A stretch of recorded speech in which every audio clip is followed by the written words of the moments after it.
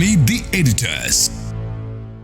മലബാറിൽ ആളിക്കത്തുകയാണ് MEC7 വിവാദം. ആരോഗ്യ സംരക്ഷണത്തിനായി തുടങ്ങിയ കൂട്ടായ്മയിലൂടെ ചില ഒളിച്ചുകടത്തലുകൾ നടത്തുന്നുവെന്നാണ് ഒരു വിഭാഗം മുസ്ലിം സംഘടനകളുടെ ആരോപണം. നിരോധിത സംഘടനകളിൽപ്പെട്ടവർ അഡ്മിനായിരിക്കുന്നത് നല്ല സന്ദേശമല്ല നൽകുന്നത് എന്ന് പറഞ്ഞ് CPIM രംഗത്തെത്തിയിട്ടുണ്ട്. എന്നാൽ എല്ലാ മതവിഭാഗത്തിൽപ്പെട്ടവരും ഈ കൂട്ടായ്മയുടെ ഭാഗമാണെന്ന് പറഞ്ഞാണ് MEC7 ആരോപണങ്ങളെ പ്രതിരോധിക്കുന്നത്. MEC7 കേവലം ഒരു ആരോഗ്യ കൂട്ടായ്മയെന്ന സംഘാടകർ 21 മിനിറ്റ് ദൈർഘ്യമുള്ള പരിശീലന സെഷനാണ് ഹൈലൈറ്റ്. പരിചയപ്പെടുത്തിയത് മലപ്പുറം സ്വദേശിയായ മുൻ സൈനിക ഉദ്യോഗസ്ഥൻ. 2 വർഷത്തിനുള്ളിൽ 1000-ലധികം യൂണിറ്റുകൾ. ആദ്യം വിമർശനവുമായി എത്തിയത് സമസ്ത AP വിഭാഗം. സുന്നികൾ MEC7 കെണിയിൽ പെടരുത് എന്ന മുന്നറിയിപ്പ്. തൊട്ടു പിന്നാലെ കടുംവെട്ടുമായി CPIM. കൂട്ടായ്മയ്ക്ക് പിന്നിൽ നിരോധിത സംഘടനയിലുള്ളവരെന്ന ജില്ലാ സെക്രട്ടറി. വാട്സ്ആപ്പ് ഗ്രൂപ്പിന് പിന്നിൽ നിഷ്കളങ്കമല്ലാത്ത ഇടപെടലെന്ന ആരോപണം. നേരത്തെ NDF ചെയ്തത് MEC7 തുടരുന്നുവെന്ന് SYS. ആരോപണങ്ങൾ അടിസ്ഥാനരഹിതമെന്ന് MEC7 കൂട്ടായ്മ. എല്ലാ മതവിഭാഗത്തിൽപ്പെട്ടവരും ഭാഗമെന്ന് വിശദീകരണം. ആശങ്കപ്പെടേണ്ട ഘടകങ്ങൾ MEC7 കൂട്ടായ്മയിലുണ്ടോ? പരിശീലനത്തിന് ശേഷമുള്ള മുസ്ലിം പദപ്രയോഗങ്ങൾ ലക്ഷ്യം വെക്കുന്നത് എന്ത്? വാട്സ്ആപ്പ് അഡ്മിന്റെ രാഷ്ട്രീയത്തിൽ മാത്രമാണോ CPIMന്റെ എതിർപ്പ്? എല്ലാ മതത്തിലുള്ളവരും കൂട്ടായ്മയുടെ ഭാഗമെന്ന് പറയേണ്ടി വരുന്നത് നിഷ്കളങ്കമോ? MEC7 കൂട്ടായ്മയെ സൂക്ഷിക്കണോ?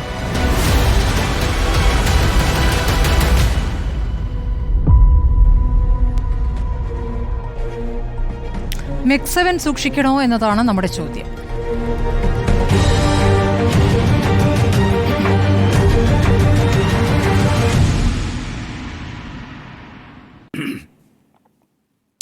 ഉണ്ണിബാലകൃഷ്ണൻ, MEC7 ഒരു ആരോഗ്യ സംരക്ഷണ കൂട്ടായ്മയാണ്. കുറച്ച് വർഷങ്ങളായി കേരളത്തിൽ പ്രവർത്തിക്കുന്നതാണ്. അപ്പോൾ അതിൻ്റെ സ്വഭാവത്തിൽ മാറ്റമുണ്ടായതായി ചിലർ ആരോപിക്കുന്നു. അപ്പോൾ ഇതിൽ ആരാണ് സൂക്ഷിക്കേണ്ടത്? MEC7 സൂക്ഷിക്കണം എന്നുള്ളതാണ് നമ്മുടെ ചോദ്യം. MEC7 സൂക്ഷിക്കണം എന്നാണ് എൻ്റെ അഭിപ്രായം. MEC7 സൂക്ഷിക്കണം എന്നല്ല, അത് വളരെ പ്രധാനമാണ്. MEC7 സൂക്ഷിക്കേണ്ടതുണ്ട്.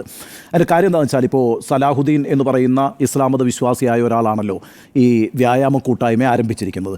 ഏത് മതവിഭാഗത്തിൽപ്പെട്ട ഒരാൾക്കും ഇത്തരത്തിലുള്ള വ്യായാമ കൂട്ടായ്മകൾ ഉണ്ടാക്കുന്നതിനകത്ത് എന്താണ് തടസ്സം? ഒരു തടസ്സവുമില്ല. ഇപ്പോൾ ഇവിടെ എറണാകുളത്ത് കത്തോലിക്ക മതവിശ്വാസിയായിട്ടുള്ളൊരു ജോസഫ് ഒരു ജിം ആരംഭിക്കുന്നു എന്ന് വിചാരിക്കുക. നമ്മൾ ആരെങ്കിലും പറയുമോ കത്തോലിക്ക സഭയുടെ ആശയങ്ങൾ പ്രചരിപ്പിക്കാൻ വേണ്ടിയിട്ടാണ് ആ ജിം ഉണ്ടാക്കിയത് എന്ന്? അപ്പോൾ അത്തരത്തിൽ ഏത് മതവിഭാഗത്തിൽപ്പെട്ട ആളുകൾക്കും ഇത്തരത്തിലുള്ള സാമൂഹ്യ പ്രവർത്തനങ്ങൾ ഒക്കെ ഏർപ്പെടുന്നതിന് ഒരു തടസ്സവുമില്ലാത്തൊരു രാജ്യമാണ് നമ്മുടേത്. എന്നാൽ ഇപ്പോൾ എന്താ പ്രശ്നം? ഇപ്പോൾ 2012 ഈ MEC7 എന്ന് പറയുന്ന വ്യായാമ കൂട്ടായ്മ ഉണ്ടാകുന്നത്. 12 വർഷങ്ങൾക്ക് മുമ്പാണ്.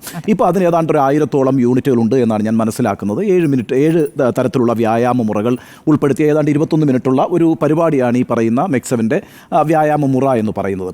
ഇപ്പോൾ ഇവിടെ പ്രശ്നമുണ്ടാകാനുള്ള കാരണം എന്ന് വെച്ചാൽ, ഈ പറയുന്ന മുസ്ലിം സമുദായത്തിൽ തന്നെ പെട്ടിട്ടുള്ള ഒരു വിഭാഗം MEC7ൻ്റെ പ്രവർത്തനങ്ങളിൽ ചില ആശങ്കകൾ ആദ്യം രേഖപ്പെടുത്തുന്നു. അതിന് തൊട്ടു പിന്നാലെ തളിപ്പറമ്പ് ഏരിയ സമ്മേളനവുമായി ബന്ധപ്പെട്ട് കോഴിക്കോട് ജില്ലാ സെക്രട്ടറി ആയിട്ടുള്ള CPMൻ്റെ P. മോഹനൻ ഒരു പ്രസംഗം നടത്തുന്നു. ആ പ്രസംഗമാണല്ലോ ഇപ്പോൾ യഥാർത്ഥത്തിൽ ഈ വിഷയത്തെ പൊതുസമൂഹത്തിന് മുമ്പിൽ കൊണ്ടുവന്നിരിക്കുന്നത്. അദ്ദേഹം പറഞ്ഞ എന്താണ്? ഈ പറയുന്ന നിരോധിത സംഘടനയായിട്ടുള്ള PFIയിലെ ചില വ്യക്തികൾ MEC7നുമായി ബന്ധപ്പെട്ടുണ്ടാക്കിയിരിക്കുന്ന വാട്സപ്പ് ഗ്രൂപ്പുകളുടെ അഡ്മിൻ ആയിരിക്കുന്നു. ചില തരത്തിലുള്ള വിഭാഗീയ പ്രവർത്തനങ്ങൾ, മതമൗലികവാദ പ്രവർത്തനങ്ങൾ ആ സംഘടനയിൽ രൂപപ്പെട്ടു വരുന്നു. ഇത്തരത്തിലുള്ള ഒരു പ്രസ്താവനയാണ് P. മോഹനൻ നടത്തിയിട്ടുള്ളത്. ഇന്ന് അദ്ദേഹം ഒരു ചാനലിന് നൽകിയിട്ടുള്ള അഭിമുഖത്തിൽ അതിനകത്തൊരു വ്യക്തത വരുത്തിയിട്ടുണ്ട്. അദ്ദേഹം പറഞ്ഞിരിക്കുന്നത്, തുടക്കത്തിൽ അതൊരു വ്യായാമ കൂട്ടായ്മയായിരുന്നു.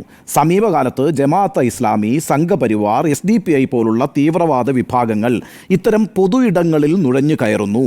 അപൂർവം ചിലയിടങ്ങളിൽ ഇത്തരം നുഴഞ്ഞുകയറ്റം ശ്രദ്ധയിൽപ്പെട്ടു. അതിനെതിരായ പൊതുജാഗ്രത ഉണ്ടാകണമെന്ന മുന്നറിയിപ്പാണ് ഞങ്ങൾ സമൂഹത്തിന് നൽകുന്നത്. വളരെ കൃത്യമായ നിലപാടാണ് കേട്ടോ ഇത്. അദ്ദേഹം വളരെ വ്യക്തമായി പറയുന്നുണ്ട്, അപൂർവം ചിലയിടങ്ങളിൽ ഇത്തരം നുഴഞ്ഞുകയറ്റം ശ്രദ്ധയിൽപ്പെട്ടു എന്നാണ്. അതായത് MEC7ലെ മൊത്തം പരിപാടി ഇതാണ് എന്ന് P. മോഹൻ പറഞ്ഞിട്ടില്ല. CPM ഒരു അഭിപ്രായമുള്ളതായിട്ട് ഞാൻ മനസ്സിലാക്കിയിട്ടുമില്ല. അപൂർവം ചിലയിടങ്ങളിൽ ഇത്തരം ചില നുഴഞ്ഞുകയറ്റങ്ങൾ ഉണ്ടാകുന്നുണ്ട്. അതിനെതിരായ പൊതുജാഗ്രത ഉണ്ടാകണമെന്ന മുന്നറിയിപ്പാണ് ഞങ്ങൾ സമൂഹത്തിന് നൽകിയത് എന്നുള്ളതാണ്. മതമൗലികവാദ ശക്തികൾ എവിടെയെങ്കിലും നുഴഞ്ഞു കയറുന്നുണ്ട് എങ്കിൽ, ഏതെങ്കിലും സംഘടനകളെ അവർ മതമൗലികവാദ പ്രവർത്തനങ്ങൾക്കായി ഉപയോഗിക്കുന്നതിന് വേണ്ടി ശ്രമിക്കുന്നുണ്ട് എങ്കിൽ, അതേ സംബന്ധിച്ച് എന്തെങ്കിലും സൂചനകൾ ലഭിക്കുന്നുണ്ട് എങ്കിൽ CPM പോലെ ഉത്തരവാദിത്തപ്പെട്ട ഒരു രാഷ്ട്രീയ പ്രസ്ഥാനത്തിന് അത് ജനങ്ങളോട് തുറന്നു പറയേണ്ടി വരും. അത്തരത്തിലൊരു തുറന്നു പറച്ചിൽ മാത്രം മാത്രമാണ് പി മോഹൻ ഈ കാര്യത്തിൽ നടത്തിയിട്ടുള്ളത് എന്നാണ് ഞാൻ മനസ്സിലാക്കുന്നത്. ഇങ്ങനെയുള്ള സംഭവങ്ങൾ ശ്രദ്ധയിൽപ്പെട്ടാൽ CPM എന്നല്ല, ഏത് രാഷ്ട്രീയ പ്രസ്ഥാനവും, മതേതരത്വത്തിൽ വിശ്വസിക്കുന്ന ഏത് രാഷ്ട്രീയ പ്രസ്ഥാനവും അത് പൊതുജന സമക്ഷം അവതരിപ്പിക്കണം എന്ന് തന്നെയാണ് എൻ്റെ നിലപാട്. എങ്കിൽ മാത്രമേ നമുക്ക് അക്കാര്യത്തിൽ ജാഗ്രത പുലർത്താൻ കഴിയൂ, വേണ്ട തരത്തിലുള്ള പ്രതിരോധങ്ങൾ ഏറ്റെടുക്കാനും കഴിയുള്ളൂ. ഇപ്പോൾ ഇവിടെ ഈ പ്രശ്നമുണ്ടാകാൻ കാരണം എന്താണ്? നമ്മളിപ്പോൾ മനസ്സിലാക്കേണ്ട ഒരു കാര്യം എന്ന് വെച്ചാൽ, ഇപ്പോൾ സംഘപരിവാറിൻ്റെ രാഷ്ട്രീയം വളരെ ശക്തമായി വന്നുകൊണ്ടിരിക്കുന്നു. ആ ശക്തിയാർജിക്കുന്ന സംഘപരിവാർ രാഷ്ട്രീയത്തിനെതിരായിട്ട് ഒരു പ്രതിരോധം കെട്ടിപ്പടുക്കുന്നതിന് വേണ്ടിയിട്ട് നമുക്കിടയിലുള്ള എല്ലാ ഭിന്നതകളും മാറ്റിവെച്ച് നമുക്ക് ഒന്നിക്കാമെന്ന് മുസ്ലിം വിഭാഗം കരുതുന്നു. അങ്ങനെ മുസ്ലിം വിഭാഗം കരുതുമ്പോൾ ഒരു പ്രശ്നമുണ്ട്. മുസ്ലിം വിഭാഗത്തിനകത്ത് വിവിധ വിഭാഗങ്ങളുണ്ട്, വിവിധ തരത്തിലുള്ള ആശയങ്ങളെ പിന്തുടരുന്നവരുണ്ട്. ആ ആശയങ്ങളുടെ വേർതിരിവുകൾ വളരെ ശക്തവുമാണ് ആ വിഭാഗങ്ങൾക്കിടയിൽ. എന്നാൽ ആ വേർതിരിവുകൾ മുഴുവൻ മാറ്റിവെച്ചുകൊണ്ട് ഇപ്പോൾ ശക്തി പ്രാപിച്ചു വരുന്ന സംഘപരിവാറിനെതിരെ യോജിച്ച് കളയാം എന്ന് പറഞ്ഞിട്ട് ഒറ്റക്കെട്ടായി കളയാം എന്ന് പറഞ്ഞു കഴിഞ്ഞ് ഒന്നിച്ചു വരുമ്പോൾ സത്യത്തിൽ അത് വളരെ പ്രോഗ്രസീവാണെന്ന് ആദ്യം തോന്നും. കാരണം ഏത് തരത്തിലുള്ള മതവിഭാഗീയതയ്ക്കുമെതിരായ ഒരു ചെറുത്തുനിൽപ്പ് ന്യൂനപക്ഷങ്ങൾ ഉണ്ടാക്കുന്നുവെങ്കിൽ ആ ന്യൂനപക്ഷങ്ങൾക്കിടയിലുള്ള എല്ലാ വിയോജിപ്പുകളും മാറ്റിവെച്ച് അവരെല്ലാം ഒന്നിക്കണമെന്ന് പറയുന്ന ആശയം വളരെ നല്ലതാണ് എന്ന് നമുക്ക് തോന്നും. പക്ഷേ ഒരു പ്രശ്നം എന്താണെന്ന് വെച്ചാൽ, ഈ പറയുന്ന മുസ്ലിം സമുദായത്തിനെതിരെ ഉള്ളിൽ തന്നെ മതരാഷ്ട്രവാദികളുണ്ട്, മതമൗലികവാദികളുണ്ട്, ശുദ്ധമതവാദികളുണ്ട്. ഈ വിഭാഗങ്ങളെല്ലാം തന്നെ ഈ പറയുന്ന സംഘപരിവാറിനെതിരായിട്ട്, ഹിന്ദുത്വവാദികൾക്കെതിരായിട്ട് നമുക്ക് ഒന്നിച്ചു കളയാമെന്ന് പറയുമ്പോൾ അവരുടെ ആശയങ്ങൾ മതേതരവാദികളായ മുസ്ലിം സമുദായത്തിനിടയിലേക്ക് ഇഞ്ചക്ട് ചെയ്യാനുള്ള എല്ലാ സാധ്യതയുമുണ്ട്. ആ പ്രശ്നമാണ് യഥാർത്ഥത്തിൽ ഇപ്പോൾ മുസ്ലിം സമുദായം അഭിമുഖീകരിച്ചുകൊണ്ടിരിക്കുന്ന നമ്മൾ ഈ പറയുന്ന ഈ സമസ്തയിലൊക്കെയുള്ള ഭിന്നിപ്പിൻ്റെ അടിസ്ഥാന പ്രശ്നമെന്ന് പറയുന്നത് ഈ തദ്ദേശീയ മുസ്ലിങ്ങൾ എന്നൊരു വിഭാഗമുണ്ട്. എന്താണ് തദ്ദേശീയ മുസ്ലിങ്ങൾ എന്ന് പറയുന്നത്? മുസ്ലിം മതം ഉണ്ടായതിനു ശേഷം ലോകത്തിൻ്റെ വിവിധ ഭാഗങ്ങളിലേക്ക് ആ മുസ്ലിം മതം വ്യാപിച്ചിട്ടുണ്ട്. അങ്ങനെ വ്യാപിച്ചിട്ടുള്ള എല്ലാ സ്ഥലങ്ങളിലെയും സംസ്കാരങ്ങളെ കൂടി ഉൾക്കൊണ്ടുകൊണ്ടാണ് ആ മതം വളർന്നിട്ടുള്ളത്, വ്യാപിച്ചിട്ടുള്ളത്. അത്തരം സംസ്കാരങ്ങൾ മുസ്ലിം സമുദായം അതിൻ്റെ ആശയങ്ങളിലേക്ക് സ്വാംശീകരിക്കുന്നത് ആ മതത്തിൻ്റെ ശുദ്ധതയില്ലായ്മ ചെയ്ത് കളയുമെന്നും അത് ഒരു കലർപ്പാണ് എന്നും അശുദ്ധമാണ് എന്നും വാദിക്കുന്നൊരു വിഭാഗം മുസ്ലിം സമുദായത്തിനകത്തുണ്ട്. അപ്പോൾ ആ വിഭാഗങ്ങൾ എന്ത് ചെയ്യുന്നു? അവർ ഇത്തരത്തിലുള്ള കലർപ്പുകളൊന്നുമില്ലാത്ത ശുദ്ധമായൊരു ഇസ്ലാം മതത്തിനെ സ്ഥാപിക്കാൻ വേണ്ടി ശ്രമിക്കുകയും മറുവിഭാഗം തദ്ദേശീയമായ സംസ്കാരവുമായി ബന്ധപ്പെട്ട് മറ്റു മതങ്ങളെ കൂടി ഉൾക്കൊണ്ടുകൊണ്ട് ഇൻക്ലൂസീവായി തന്നെയാണ് നിൽക്കേണ്ടത് എന്നൊരാശയം മുന്നോട്ട് വയ്ക്കുകയും ചെയ്യുന്നു. ഈ ആശയപരമായ സംഘർഷം മുസ്ലിം സമുദായത്തിനിടയിൽ ദീർഘകാലമായിട്ടുണ്ട്. അതുകൊണ്ടാണ് അത് പല വിഭാഗങ്ങളായി ചേരിതിരിഞ്ഞിട്ടുള്ളത്. ഇതിനിടയിൽ മൗലികവാദവുമുണ്ട്, കൂടാതെ മതരാഷ്ട്രവാദവുമുണ്ട്. ഈ മൗലിദിസം എന്നൊക്കെ നമ്മൾ പറയുന്ന കാര്യങ്ങളിൽ ജമായത്തൊക്കെ മുന്നോട്ട് വയ്ക്കുന്നത് ശരിക്കും പറഞ്ഞാൽ മതരാഷ്ട്രവാദമാണ്. അപ്പോൾ ആ മതരാഷ്ട്രവാദത്തെ എതിർക്കുന്ന വിഭാഗങ്ങൾ തന്നെ വളരെ ശക്തമാണ് മുസ്ലിം സമുദായത്തിനകത്തുള്ളത്. അപ്പോൾ ഇന്നിപ്പോൾ നമ്മൾ ശ്രദ്ധിക്കേണ്ട ഒരു കാര്യം വെച്ചാൽ, ഇപ്പം ഹക്കീം ഫൈസി അദ്രിശ്ശേരി പറയുന്ന അവസാനത്തെ വാക്ക് ശ്രദ്ധിച്ചോ? ഇവിടെ ഇപ്പം സമസ്തയിൽ ഒരു ശുദ്ധീകരണം ആവശ്യമായിരിക്കുന്നു, സമസ്ത അശുദ്ധമായിരിക്കുന്നു എന്നാണ് പറയുന്നത്. ഈ അശുദ്ധമായിരിക്കുന്നു, ശുദ്ധീകരണം ആവശ്യമായിരിക്കുന്നു എന്നുള്ള വാക്കുകൾ നമ്മൾ ലളിതമായിട്ട് കാണണ്ട. കാരണം വെച്ചാൽ ഈ വാക്കുകളിലൂടെ ഒരാശയത്തെ മുന്നോട്ട് വയ്ക്കുന്നുണ്ട്. കാരണം ഇവിടെ ഇപ്പോൾ വന്ന് പടർന്ന് പന്തലിച്ചുകൊണ്ടിരിക്കുന്ന ഈ സുന്നി വിഭാഗങ്ങൾ എന്ന് പറയുന്നത് അവർ യഥാർത്ഥത്തിൽ ഈ തദ്ദേശീയ സംസ്കാരത്തോടുകൂടി ഒന്നിച്ചു നിന്ന് പോകണമെന്ന് വിചാരിക്കുന്ന ആളുകളാണ്. ആ വിഭാഗത്തോട് പറയുന്നത്, നിങ്ങൾ ഈ പറയുന്ന സംസ്കാരത്തെ, ഈ ഇസ്ലാം സംസ്കാരത്തെ കലർപ്പുള്ളതാക്കി മാറ്റിയിരിക്കുന്നു, നമുക്കതിനെ ശുദ്ധീകരിച്ചുകൊണ്ട് ശുദ്ധ ഇസ്ലാമിനെ സ്ഥാപിക്കണം എന്നാണ് പറയുന്നത്. അത്തരത്തിലുള്ള വാദമാണ് അവർ മുന്നോട്ട് വയ്ക്കുന്നത്. ഇത് തന്നെയാണ് ജമായത്ത് പറയുന്നത്, ഇത് തന്നെയാണ് ഒരർത്ഥത്തിൽ മുജാഹിദുകളും പറയുന്നത്. ആ വാദങ്ങളെ ഖണ്ഡിച്ചുകൊണ്ടാണ് കേരളത്തിലെ ബഹുഭൂരിപക്ഷം വരുന്ന സുന്നികൾ ഇതുവരെ നിലപാടെടുത്തിട്ടുള്ളത്. അവർക്കിടയിലേക്ക് സംഘപരിവാറിൻ്റെ ഭീഷണി, ഹിന്ദുത്വയുടെ ഭീഷണി ഉയർത്തിപ്പിടിച്ചുകൊണ്ട് നമ്മളെല്ലാം ഒന്നാണ് എന്ന് പറഞ്ഞുകൊണ്ടൊരു കൂട്ടായ്മ ഉണ്ടാക്കിയിട്ട് ആ കൂട്ടായ്മയിലേക്ക് വളരെ സൂക്ഷ്മതയോടുകൂടി പറയുന്ന മതമൗലികവാദവും മതരാഷ്ട്രവാദവും കുത്തിത്തിരുകാൻ ചിലർ ശ്രമങ്ങൾ നടത്തുന്നുണ്ട് എന്നുള്ളതാണ്. അത് CPM-ൻ്റെ ഔദ്യോഗിക പൊസിഷനാണ് കേട്ടോ. അതുകൊണ്ടാണ് CPM ലീഗിനോട് ഒരു മുന്നറിയിപ്പ് നൽകിയിരിക്കുന്നത്. CPM എന്താ പറഞ്ഞിരിക്കുന്നത്? പ്രത്യേകിച്ച് പിണറായി വിജയൻ എന്താ പറഞ്ഞത്? നിങ്ങളുടെ പ്രസ്ഥാനത്തിനകത്തേക്ക് ജമാഅത്തുകൾ നുഴഞ്ഞു കയറി കഴിഞ്ഞിരിക്കുന്നു, നിങ്ങളുടെ ആശയങ്ങളെ അവർ തീരുമാനിക്കാൻ തുടങ്ങിക്കഴിഞ്ഞിരിക്കുന്നു, നിങ്ങളുടെ പരിപാടികളെ അവർ തീരുമാനിക്കാൻ തുടങ്ങിക്കഴിഞ്ഞിരിക്കുന്നു. അത്തരത്തിൽ ഉള്ള മതമൗലികവാദികളുമായി കൈകോർക്കണോ എന്ന് ലീഗ് പോലൊരു രാഷ്ട്രീയ പ്രസ്ഥാനം ആലോചിക്കണമെന്നാണ് പിണറായി വിജയൻ പറഞ്ഞിട്ടുള്ളത്. അത് തന്നെയാണ് CPM പറഞ്ഞിട്ടുള്ളത്. ഇന്ന് പി മോഹനൻ പറയുന്നു അത് തന്നെയാണ്. പ്രശ്നം എന്താണെന്ന് വെച്ചാൽ, നമുക്ക് ഈ പറയുന്ന ഹിന്ദുത്വവാദികൾക്കെതിരായിട്ട് യോജിച്ച് നിൽക്കാമെന്ന് പറയുമ്പോൾ ആ യോജിപ്പിൻ്റെ ആശയത്തിനുള്ളിലേക്ക് ഒരു മതത്തിൻ്റെ വിദ്വേഷവും ഒരു മതമൗലികവാദവും ഒരു മതരാഷ്ട്രവാദവും കടത്തിവിടാൻ ചിലർ ശ്രമിക്കുന്നു എന്നുള്ളതാണ്. ഇതിപ്പോൾ നമ്മളിങ്ങനെ വളരെ ലളിതമായിട്ട് കാണണ്ട. നേരത്തെ ഈ ജമാഅത്തിന് SDP പിന്നെ സോളിഡാരിറ്റി എന്നൊരു പ്രസ്ഥാനം ഉണ്ടായിരുന്നു, ഇപ്പോഴും ഉണ്ട്. സോളിഡാരിറ്റി എന്ന് പറയുന്ന ഒരു യുവജന പ്രസ്ഥാനമാണ്. സോളിഡാരിറ്റി എന്താ ചെയ്യുക? സോളിഡാരിറ്റി കേരളത്തിലെ പരിസ്ഥിതി പ്രശ്നങ്ങളെല്ലാം ഏറ്റെടുക്കും. പ്ലാച്ചിമട ദുരന്തവുമായിട്ട് ബന്ധപ്പെട്ട സമരങ്ങൾ അവർ നടത്തിയിട്ടില്ലേ? കൂടംകുളവുമായിട്ട് ബന്ധപ്പെട്ട സമരങ്ങൾ നടത്തിയിട്ടില്ല? ഇങ്ങനെയൊക്കെ എന്തെല്ലാം സമരങ്ങളാണ്. കേരളിനെതിരായിട്ട്, പിന്നെ എക്സ്പ്രസ് ഹൈവേക്കെതിരായിട്ട് ഒക്കെയുള്ള സമരങ്ങൾ ഏറ്റെടുത്തിട്ടില്ലേ? ഇത് നമ്മൾ പ്രത്യക്ഷത്തിൽ എന്താ നമ്മൾ മനസ്സിലാക്കുന്നത്? പരിസ്ഥിതിക്ക് വേണ്ടി, അതുപോലെ തന്നെ നമ്മുടെ ഈ പറയുന്ന സാമൂഹ്യ സുരക്ഷിതത്വത്തിന് വേണ്ടി, സംസ്ഥാനത്തിൻ്റെ ആവശ്യത്തിന് വേണ്ടിയൊക്കെ നിലപാടെടുക്കുന്നവരാണ് എന്ന നിലയ്ക്ക് അവരെ പോസ് ചെയ്യാറുണ്ട്. പക്ഷേ അടിസ്ഥാനപരമായി അവർ പ്രചരിപ്പിക്കാൻ ഉദ്ദേശിക്കുന്ന ആശയം എന്ന് പറയുന്നത് മതരാഷ്ട്രവാദമാണ്. അത്തരത്തിലുള്ള നുഴഞ്ഞുകയറ്റങ്ങൾ സംഭവിക്കുന്നുണ്ട് എങ്കിൽ ആ സംഭവിക്കുന്ന നുഴഞ്ഞുകയറ്റങ്ങളെ ചെറുക്കാനും അതിനെ സംബന്ധിച്ച് ജാഗ്രത ജാഗ്രതയുള്ളവരായിരിക്കുവാനും വേണ്ടിയിട്ട് ഇത്തരത്തിലുള്ള അഭിപ്രായങ്ങൾ പറയുന്നതിൽ ഒരു തെറ്റുമില്ല എന്നാണ് ഞാൻ പറയുന്നത്. അതിനകത്ത് മെക്സവൻ ഒരു അപകടകാരിയായ സംഘടനയായിട്ട് ഞാൻ കാണുന്നതേയില്ല. ഇപ്പോൾ ഈ സലാഹുദ്ദീൻ എന്ന് പറഞ്ഞ മനുഷ്യൻ, അദ്ദേഹം ഒരു സൈനികനായിരുന്നു. അദ്ദേഹം വന്നിട്ടൊരു വ്യായാമമുറ കണ്ടുപിടിക്കുന്നു, ആ വ്യായാമമുറ മറ്റു മനുഷ്യർക്ക് പകർന്നു കൊടുക്കുന്നു, അങ്ങനെ കൂട്ടായ്മകൾ ഉണ്ടാകുന്നു. ഞാൻ മനസ്സിലാക്കുന്നത് ഡിവൈഎഫ്ഐയുടെ പ്രവർത്തകരടക്കം, CPM-ന്റെ പ്രവർത്തകരടക്കം, കോൺഗ്രസിന്റെ പ്രവർത്തകരടക്കം, വിവിധ മതവിഭാഗങ്ങളിൽപ്പെട്ട ആളുകളൊക്കെ തന്നെയും ഈ മെക്സവന്റെ ഈ പറയുന്ന വ്യായാമ പരിപാടികളിൽ പങ്കെടുക്കുന്നുണ്ട്. ആ പങ്കെടുക്കുന്നവരെല്ലാം തന്നെ ഈ പറയുന്ന വ്യായാമവുമായി ബന്ധപ്പെട്ട ആശയത്തിലാണ് അവിടെ യോജിച്ചിരിക്കുന്നത്. അവിടെ ഈ പറയുന്ന ഈ എന്താ പറയുക, മുസ്ലിങ്ങളുടെ വിവിധ വിഭാഗങ്ങളും പങ്കെടുക്കുന്നുണ്ട്. പക്ഷേ ആ വിഭാഗങ്ങൾക്കുള്ളിൽ നമ്മൾ യോജിക്കേണ്ടവരാണ്. പുറത്തുനിന്നൊരു വലിയ ഹിന്ദുത്വ ശക്തി വന്നുകൊണ്ടിരിക്കുന്നു. അതുകൊണ്ട് നമുക്കിപ്പോൾ തൽക്കാലം നമ്മളുടെ ഈ പറയുന്ന എന്താ ആശയപരമായ ഭിന്നിപ്പുകളെല്ലാം മാറ്റിവെക്കാം എന്നൊരാശയം പറഞ്ഞുകൊണ്ട് യോജിപ്പിക്കുകയും പിന്നീട് അവരിലേക്ക് ഈ പറയുന്ന മതമൗലികവാദം കുത്തിത്തിരിക്കാൻ ശ്രമിക്കുകയും ചെയ്യുന്നുണ്ടോ എന്നൊരു ആശങ്കയാണ് രൂപപ്പെടുന്നത്. ആ ആശങ്ക ചെറിയൊരു കാര്യമല്ല.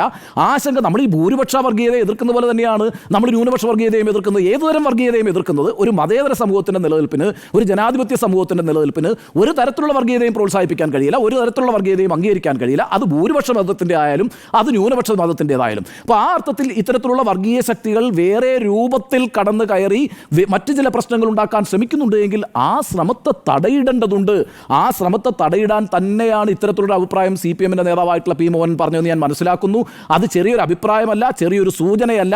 എല്ലാവരും ഈ കാര്യങ്ങൾ ചെയ്തുകൊണ്ടിരിക്കുന്നു എന്ന് അവർ പറഞ്ഞിട്ടില്ല. ഏതാനും ചില ആളുകൾ ഇക്കാര്യത്തിൽ നുഴഞ്ഞു കയറി ഇത്തരത്തിലുള്ള ശ്രമങ്ങൾ നടത്തുന്നുണ്ട്. അക്കാര്യത്തിൽ ജാഗ്രതയുള്ളവരായിരിക്കണമെന്ന് മാത്രമാണ് പറഞ്ഞിരിക്കുന്നത്. അതുകൊണ്ട് ഈ നിലപാട് ശരി തന്നെയാണ് CPM എടുത്തിരിക്കുന്നതെന്നാണ് എൻ്റെ പക്ഷം. എന്ന് മാത്രമല്ല, മെക്സവൻ ഇക്കാര്യത്തിൽ കൂടുതൽ ജാഗ്രതയുള്ളവരായിരിക്കണം. അത്തരത്തിലുള്ള ഫ്രിഞ്ച് എലമെൻറ്റ്സ് കടന്നു വരാൻ അനുവദിക്കരുത്. അവർക്ക് അവരുടെ ആശയങ്ങൾ സുഖകരമായി പടർത്തിക്കൊണ്ട് മതമൗലികവാദത്തിലേക്ക് ആളുകളെ കൊണ്ടുപോകാൻ കഴിയുന്നൊരു സാഹചര്യം ഒരുക്കി കൊടുക്കരുത്. അതിനുള്ള ജാഗ്രത മെക്സവൻ പുലർത്തണം. അതുകൊണ്ട് മെക്സവനാണ് ഈ കാര്യത്തിൽ സൂക്ഷിക്കേണ്ടത് എന്നാണ് എൻ്റെ നിലപാട്. CPM-ന്റെ വിമർശനം ശരിയാണെന്നും എൻ്റെ നിലപാട്. ശരി, മെക്സവൻ സൂക്ഷിക്കണോ എന്നതാണ് ചോദ്യം. എൻ്റെ അഭിപ്രായത്തിൽ മെക്സവൻ സൂക്ഷിക്കേണ്ടതുണ്ട്. കാരണം 12 വർഷം മുൻപ് രൂപീകരിക്കപ്പെട്ട സംഘടനയാണ്. ആരോഗ്യ രംഗത്ത് ഉള്ള ഈ വ്യായാമമുറ പരിശീലിപ്പിക്കുന്ന ഒരു സംവിധാനം, ഒരു പദ്ധതിയാണ് ഇവർ ഉദ്ദേശിച്ചിരുന്നത്. ഒരു മുൻ സൈനികൻ തുടങ്ങിയ ഒരു പദ്ധതി വലിയ രീതിയിൽ അത് അംഗീകരിക്കപ്പെട്ടു. മലബാറിൽ പലയിടത്തായി അവരുടെ യൂണിറ്റുകളുണ്ട്, ഒരു 1000-ലധികം യൂണിറ്റുകളുണ്ടെന്നാണ് മനസ്സിലാക്കുന്നത്. അപ്പോൾ അതിനെ ആദ്യഘട്ടത്തിലൊക്കെ ഇപ്പോൾ 2 മാസം മുമ്പാണ് അഹമ്മദ് ദേവർകോവിൽ പങ്കെടുത്തത്. അതിനു മുമ്പ് മന്ത്രി മുഹമ്മദ് റിയാസും ആ പരിപാടിയെ വളരെയധികം അഭിനന്ദിച്ചുകൊണ്ട് ഒരു മൾട്ടി എക്സസൈസ് കോമ്പിനേഷൻ പദ്ധതി പ്രയോജനകരമായിരിക്കും എല്ലാവർക്കും എന്ന പ്രതീക്ഷ അർപ്പിച്ചുകൊണ്ട് നൽകിയ കത്തടക്കം ഇപ്പോൾ മെക്സവൻ പുറത്തുവിടുന്നത്. ഇത് വിവാദമായ ഘട്ടത്തിലാണ് ഈ കത്ത് അവർ പുറത്തേക്ക് വിട്ടത്.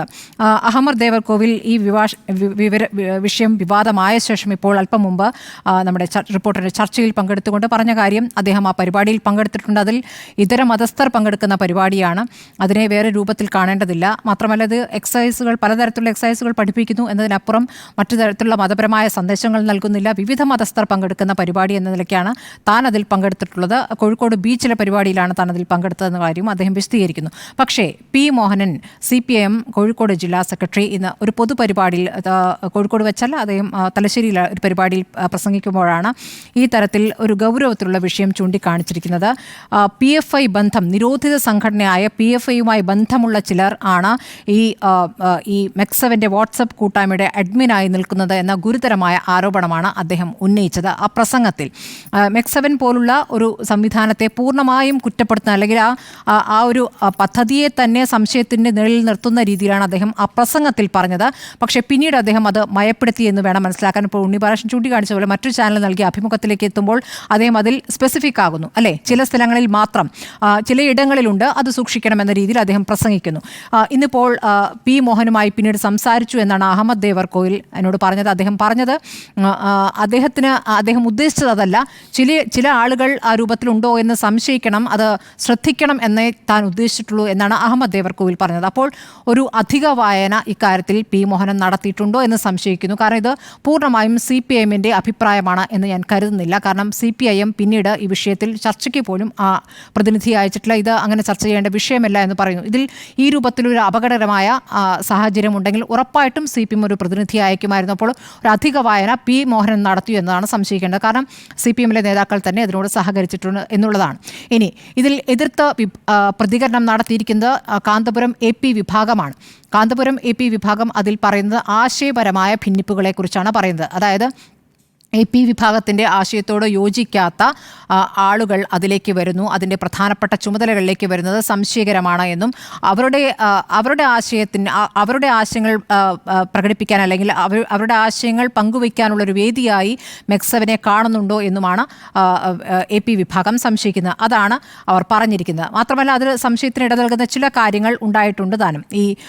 ഇതിൻ്റെ അംബാസഡറായ അറക്കൽ ബാവ ഒരു പരിപാടിയിൽ പ്രസംഗിക്കുമ്പോൾ പറഞ്ഞത് പരസ്പരം സലാം മടക്കാത്ത വിഭാഗങ്ങൾ, അതായത് യഥാർത്ഥത്തിൽ ഈ ആശയപരമായി ഭിന്നിപ്പുള്ളവർ തമ്മിൽ പരസ്പരം സലാം പോലും പറയാറില്ല എന്നുള്ളൊരു കാര്യം കൂടി ഇതിൽ കൂടി വ്യക്തമാക്കുകയാണ്. സുന്നി വിഭാഗവും മുജാഹിദുകളോട് പറയില്ല, സുന്നി വിഭാഗം ജമാഅത്തുകളോട് സലാം മടക്കില്ല എന്നൊക്കെയാണ്. അപ്പോൾ അങ്ങനെ സലാം മടക്കാത്തവർ പോലും ഈ പരിപാടിയിൽ എത്തുന്നതോടുകൂടി ഐക്യപ്പെടുന്നു എന്ന ഒരു നിഷ്കളങ്കമായ ഒരു പ്രതികരണമായിട്ടാണ് അതിൻ്റെ സംഘാടകർ വിവരിക്കുന്നത്. അതിൽ മറ്റർത്ഥങ്ങളില്ല എന്ന്.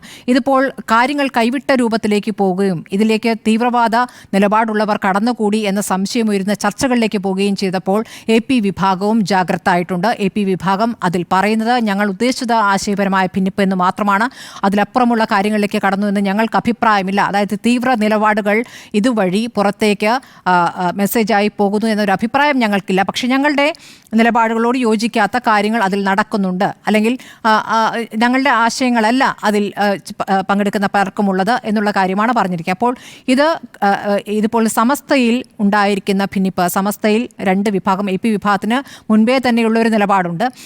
EK വിഭാഗത്തിൽ ഉണ്ടായിരിക്കുന്ന ഭിന്നിപ്പാണല്ലോ ഇപ്പോൾ ചർച്ചയായിരിക്കുന്നത്. അപ്പോൾ EK വിഭാഗത്തിൽ തന്നെ ഉണ്ടായിരിക്കുന്ന ഭിന്നിപ്പിൻ്റെ തുടർച്ചയായിട്ട് വേണം ഈ സംഭവവികാസങ്ങളെ കാണാൻ എന്നാണ് എനിക്ക് തോന്നുന്നത്.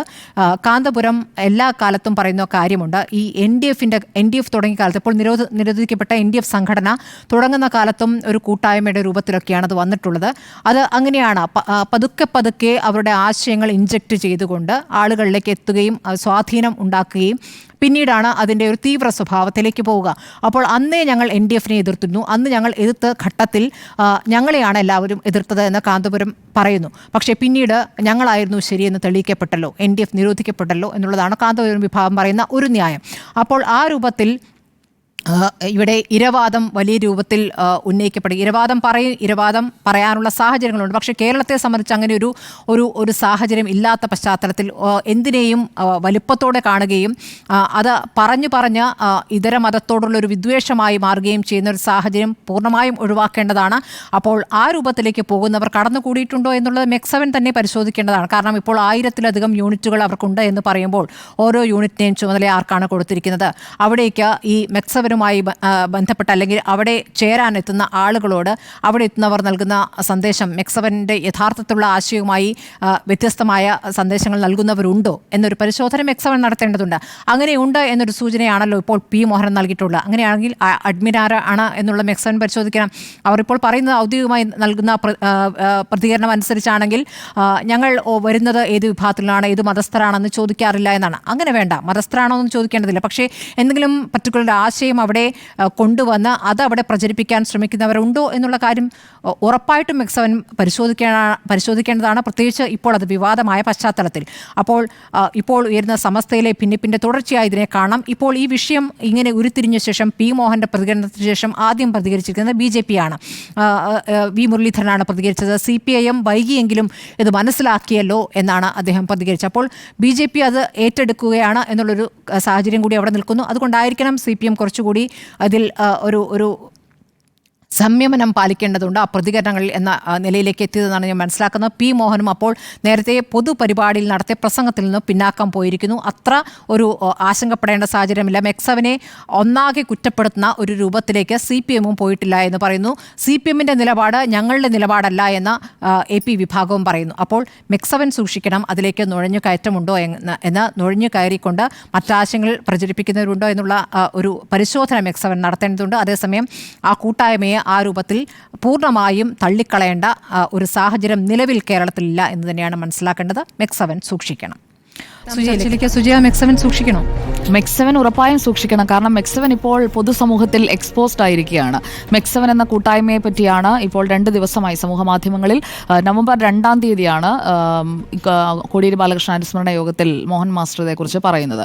അദ്ദേഹത്തെ ഒരുപക്ഷെ ഇനിയിപ്പോൾ കൂടുതൽ പറയാൻ അനുവദിച്ചെന്ന് വരില്ല. പ്രത്യേകിച്ചും ഈ പരിപാടിയിൽ മന്ത്രി പി എ മുഹമ്മദ് റിയാസ് പങ്കെടുത്തിട്ടുണ്ട്. മന്ത്രി പി എ മുഹമ്മദ് റിയാസ് അടക്കം വന്നുപോയ പ്രധാനപ്പെട്ട നേതാക്കൾ അവരെക്കുറിച്ചൊക്കെ മെക്സവൻ ഇങ്ങനെ എടുത്തു പറയുന്നതിന് കുറിച്ച് പറഞ്ഞു തുടങ്ങാമെന്ന് ഞാൻ കരുതുന്നു. കാരണം ഒരു സംഘടന ഉണ്ടാക്കി കഴിയുമ്പോഴേക്കും ഏത് സംഘടനയായാലും വ്യായാമത്തിനായാലും സൗഹൃദത്തിനായാലും അങ്ങനെയൊക്കെയുള്ള പല പല കൂട്ടായ്മകൾ, ആ കൂട്ടായ്മകൾക്കൊക്കെ ഒരു ആധികാരികത വരണമെങ്കിൽ സമൂഹത്തിൽ ഏറ്റവും കൂടുതൽ ആദരിക്കപ്പെടുന്ന അല്ലെങ്കിൽ സമൂഹത്തിൽ ഒരു സെലിബ്രിറ്റി സ്റ്റാറ്റസ് ഉള്ള അങ്ങനെ പലതരത്തിലുള്ള ആളുകളെ ഇങ്ങനെയുള്ള സംഘടനകളുടെ ഭാഗമാക്കുകയോ അവരുടെ പരിപാടികളിൽ പങ്കെടുപ്പിക്കുകയോ ചെയ്യുന്നത് എന്തിനാണ്? ആ പരിപാടികൾ നടത്തുമ്പോൾ ആ പരിപാടികളിലൂടെ പൊതുസമൂഹത്തിനുള്ളിൽ ഒരു വിസിബിലിറ്റി കൊണ്ടുവരാനാണ്. അപ്പോൾ ഈ ഒരു സംഘടന അല്ലെങ്കിൽ ഇതിൻ്റെ പ്രവർത്തനം അത് മാതൃകാപരമാണ് എന്നുള്ള എൻഡോഴ്സ്മെൻറ്റുകൾ കിട്ടുന്നതിന് വേണ്ടിയാണ് അങ്ങനെയുള്ള വ്യക്തികളെ തെരഞ്ഞുപിടിച്ച് കൊണ്ടുവരുന്നത്. ഇവിടെ മന്ത്രി പി എ മുഹമ്മദ് റിയാസ് മെക്സവൻ രൂപീകരിച്ച 2012 മുതൽ കൃത്യമായി പറഞ്ഞു കഴിഞ്ഞാൽ 2012 ജൂലൈയിൽ തുറക്കലിലാണ് ഈ സംവിധാനം രൂപീകരിക്കുന്നത് മെക്സവൻ. അപ്പോൾ 2012 ജൂലൈ മുതൽ നമ്മളിപ്പോൾ സംസാരിക്കുന്ന 2024 ഡിസംബർ 14 വരെയുള്ള ഇതിൻ്റെ പ്രവർത്തനം എടുത്തൊന്ന് പരിശോധിക്കണം. നിങ്ങൾ രണ്ടുപേരും പറഞ്ഞതുപോലെ കൃത്യമായി 2012 ജൂലൈ മുതൽ 2024 ഡിസംബർ വരെ കൃത്യമായി വളർച്ച കൈവരിക്കുന്ന ഒരു സ്ഥാപനമാണ് അല്ലെങ്കിൽ ഒരു പ്രസ്ഥാനമാണ്, ഒരു കൂട്ടായ്മയാണെങ്കിൽ ഈ രീതിയിൽ അത് ചർച്ച ചെയ്യപ്പെടില്ല. പി മോഹനെ പോലെയുള്ളയാൾ ഇങ്ങനെ ഒരു വിമർശനം ഉന്നയിക്കില്ല. കാരണം ഇത് വളർന്നിട്ടുള്ളത് കഴിഞ്ഞ 2 വർഷം കൊണ്ട് മാത്രമാണ്. അതാണ് അതിൻ്റെ വസ്തുത. ആദ്യത്തെ ഒരു യൂണിറ്റിൽ നിന്ന് 2012 ജൂലൈയിൽ തുറക്കലിൽ ഉണ്ടായ ആദ്യത്തെ യൂണിറ്റിൽ നിന്ന് 10 വർഷത്തെ ഗവേഷണവും ഒക്കെ കഴിഞ്ഞതിന് ശേഷമാണ് അടുത്ത യൂണിറ്റ് രൂപീകരിക്കുന്നത്. സെക്കൻഡ് യൂണിറ്റ് ഉണ്ടാക്കുന്നത് 2022 ജൂണിൽ മാത്രമാണ്. അപ്പോൾ ഈ 10 വർഷത്തിന് ശേഷമാണ് സെക്കൻഡ് യൂണിറ്റ് ഓപ്പൺ ചെയ്യുന്നതെങ്കിൽ 2 വർഷത്തിനിടയിൽ അടുത്ത 900 യൂണിറ്റ്സ് പ്ലസ് ആണ്. അതായത് 1000-ഓളം യൂണിറ്റുകളാണ് ഇതുവരെ 2 വർഷത്തിനിടയിൽ രൂപീകരിക്കാൻ കഴിഞ്ഞിട്ടുള്ളത്. അത് മലബാറിൽ മാത്രമല്ല GCCയിലും ഉണ്ട്.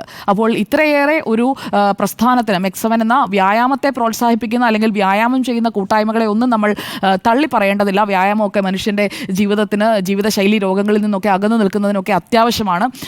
പലപ്പോഴും കൃത്യമായി വ്യായാമം ചെയ്യാൻ സമയം കിട്ടാത്ത ഒരാളെന്ന നിലയിൽ ഞാൻ അതേക്കുറിച്ച് പറയുകയും ചെയ്യും. മാഡം ഒക്കെ ആണെങ്കിൽ കൃത്യമായി വ്യായാമം ചെയ്യുന്ന ആളുമാണ്. അപ്പോൾ ഈ വ്യായാമം എന്ന് പറയുന്നത് മനുഷ്യന് ഞാൻ വ്യായാമത്തെക്കുറിച്ച് പറഞ്ഞതാണ്. വ്യായാമം എന്ന് പറയുന്നത് മനുഷ്യന് അത്യന്താപേക്ഷിതമായ ഒരു കാര്യമാണ്. അതിനായിട്ട് നമ്മളൊരു സമയം ജീവിതത്തിൽ ഓരോ ദിവസവും നിശ്ചിതമായി നീക്കി വെക്കുന്നത് നല്ലതാണ്. അങ്ങനെ നോക്കുമ്പോൾ 21 മിനിറ്റ് കൊണ്ട് ഇത്രയേറെ കാര്യങ്ങൾ നമുക്ക് ചെയ്യാൻ കഴിയുന്നുണ്ടെങ്കിൽ ഉണ്ണി സാർ പറഞ്ഞതുപോലെ എന്തൊക്കെയാണ് അതിൽ ചെയ്യുന്നത് എന്നത് കൂടി നമ്മൾ നോക്കണം. ശരീരത്തിനും മനസ്സിനും ഒരു നവയൗവനം നൽകുക എന്നതാണ് അവരുടെ ഒരു ക്യാച്ച് വേർഡ് തന്നെ. അപ്പോൾ ആ നവയൗവനം ആഗ്രഹിച്ചുകൊണ്ട് 60 വയസ്സിന് മുകളിലുള്ള ആളുകളാണ് കൂടുതലായും ഈ കൂട്ടായ്മയിലേക്ക് വരുന്നത്. കുട്ടികളും സ്ത്രീകളും ഒക്കെ അടങ്ങുന്ന പല പല യൂണിറ്റുകളുണ്ട്. സ്കൂളുകൾ കേന്ദ്രീകരിച്ചുള്ള പ്രവർത്തനമുണ്ട്. അങ്ങനെ പലതരത്തിലാണ് ഇത് വ്യാപിച്ചിരിക്കുന്നത്. പക്ഷേ ഈ വ്യാപനം എന്ന് പറയുന്നത് ഇൻ 2 years ടൈം ആണ് എന്നുള്ളതാണ് ഇതിലെ സംശയമുണ്ടാക്കുന്ന കാര്യം. അല്ലാതെ അതിൽ ഈ പറഞ്ഞ ആളുകളെ തള്ളിപ്പറയാതെ എന്താണ് മെക്സവൻ്റെ ഒരു പ്രവർത്തന രീതി, മെക്സവൻ എങ്ങനെയാണ് ഒരു യൂണിറ്റ് തുറക്കലിലുണ്ടായിരുന്ന ഒരു യൂണിറ്റിൽ നിന്ന് 1000-ഓളം യൂണിറ്റുകളിലേക്കുള്ള ഈ വളർച്ച 2 വർഷം കൊണ്ട് സംഭവിച്ചത് എങ്ങനെയാണ്? അത് കോവിഡാനന്തരം ജീവിതശൈലി രോഗങ്ങളെക്കുറിച്ചൊക്കെയുള്ള ആളുകളുടെ ഒരു ആകുലതകൾ കൊണ്ട് അവരെല്ലാം ഇതിലേക്ക് ആകൃഷ്ടരായതാണെങ്കിൽ ഓക്കെ, വെൽ ആൻഡ് ഗുഡ്. പക്ഷേ രാജ്യത്ത് മറ്റു പല സംവിധാനങ്ങളിലായി വീടുകളിലിരുന്ന് വ്യായാമം ചെയ്യുന്ന, യോഗയടക്കം അഭ്യസിക്കുന്ന ഒരുപാട് പേരുണ്ട്. സ്വന്തം ആരോഗ്യ സംരക്ഷണത്തിനായി കൂടുതൽ സമയം ചെലവഴിക്കുന്ന ഒരു തലമുറയായി നമ്മൾ മാറിക്കൊണ്ടിരിക്കുകയാണ്. എല്ലാവർക്കും പെർഫെക്റ്റ്ലി ഫിറ്റായിട്ടുള്ള ശരീര സൗന്ദര്യം, അതേക്കുറിച്ചൊക്കെ കൂടുതൽ ബോധവാന്മാരും ബോധവതികളും ആയിക്കൊണ്ടിരിക്കുകയാണ് ആളുകൾ. അപ്പോൾ ഒരു മെക്സവൻ തന്നെ വേണോ അതിന് എന്നുള്ളതാണ് ചോദ്യം. മാത്രമല്ല മെക്സവൻ എന്തുകൊണ്ടാണ് അങ്ങനെയാണെങ്കിൽ സംസ്ഥാന വ്യാപകമായി രൂപീകരിക്കാത്തത്, മലബാറിൽ മാത്രം ഒതുങ്ങി നിൽക്കുന്നത്? എല്ലാവരുടെയും ആരോഗ്യം, എല്ലാ മതക്കാരുടെയും ആരോഗ്യം, എല്ലാ രാഷ്ട്രീയ പാർട്ടികളിൽപ്പെട്ടവരുടെയും ആരോഗ്യം അതെല്ലാം സംരക്ഷിക്കുന്നതിനുള്ളൊരു കൂട്ടായ്മയാണെങ്കിൽ എന്തുകൊണ്ട് മെക്സവൻ അതിൻ്റെ വിങ്സ് സ്പ്രെഡ് ചെയ്യുന്നില്ല സംസ്ഥാനത്തിൻ്റെ മറ്റ് ജില്ലകളിലേക്ക്? എന്തുകൊണ്ട് മുസ്ലിം ഭൂരിപക്ഷമുള്ള ജില്ലകളിൽ മാത്രമായി അതിൻ്റെ പ്രവർത്തനം ഒതുങ്ങുന്നു എന്ന ചോദ്യം അവിടെ നിൽക്കുകയാണ്. അതുകൊണ്ട് തന്നെയാണ് ഇവിടെ ഒരു മോണിറ്ററിംഗ് വേണം എന്ന ഒരു അഭിപ്രായം ഞാൻ മുന്നോട്ട് വയ്ക്കുന്നത്. മെക്സവൻ ആയാലും ഏത് സംഘടനയായാലും അതിൽ ഇങ്ങനെയുള്ള ഒരു കൃത്യമായ ഒരു വളർച്ചയല്ല, പെട്ടെന്ന് ഒരു രൂപീകരണം ഉണ്ടാവുകയും പെട്ടെന്ന് തന്നെ അത് കൂടുതൽ ബ്രാഞ്ചുകൾ എസ്റ്റാബ്ലിഷ് ചെയ്യുക അല്ലെങ്കിൽ കൂടുതൽ യൂണിറ്റുകളാവുകയും അത് കൂടുതൽ സ്ഥലങ്ങളിലേക്ക് എന്ന് പറയുമ്പോൾ കൃത്യമായി മുസ്ലിം ഭൂരിപക്ഷ പ്രദേശങ്ങളിൽ പ്രവർത്തനം കേന്ദ്രീകരിക്കുന്ന തരത്തിൽ വളരുമ്പോൾ അതെന്തുകൊണ്ടാണ് എന്നത് അന്വേഷിക്കപ്പെടേണ്ടത് തന്നെയാണ്. അതിപ്പോൾ അന്വേഷിക്കേണ്ടവർ അന്വേഷിച്ച് തുടങ്ങിയിട്ടുണ്ട് എന്ന് വേണം മനസ്സിലാക്കാൻ. ഇവിടെ എന്താണ് ഈ ഒരു സംവിധാനത്തിലൂടെ ഉദ്ദേശിക്കുന്നത് എന്നതടക്കം പരിശോധിക്കപ്പെടുന്നുണ്ട് എന്നുള്ളതാണ് സമാന്തരമായി ഇപ്പോൾ നടക്കുന്ന കാര്യം. ഇവിടെ CPIM-ന്, അതായത് CPIM-ന്റെ ഏതെങ്കിലും ഒരു പ്രാദേശിക പ്രവർത്തകനല്ല, CPIM-ന്റെ ഒരു ജില്ലാ സെക്രട്ടറിയാണ് കഴിഞ്ഞ മാസം 2-ാം തീയതി CPIM-ന്റെ തന്നെ ഒരു പരിപാടിയിൽ ഇക്കാര്യം പറയുന്നത്. കൃത്യമായ വിവരം കിട്ടാതെ, CPIM-ന്റെ ഒരു കേഡർ സംവിധാനത്തെക്കുറിച്ച് ഉണ്ണിസാറിന് നന്നായി അറിയാമല്ലോ. അപ്പോൾ അങ്ങനെയുള്ള ഒരു കേഡർ സംവിധാനം ഉള്ള ഒരു പാർട്ടിക്കുള്ളിൽ വിവരങ്ങൾ കിട്ടുന്നത് എങ്ങനെയാണ്? പ്രാദേശികമായി എവറി നൂക്ക് ആൻഡ് കോർണർ കൃത്യമായിട്ടുള്ള ഇൻപുട്സ് കിട്ടും.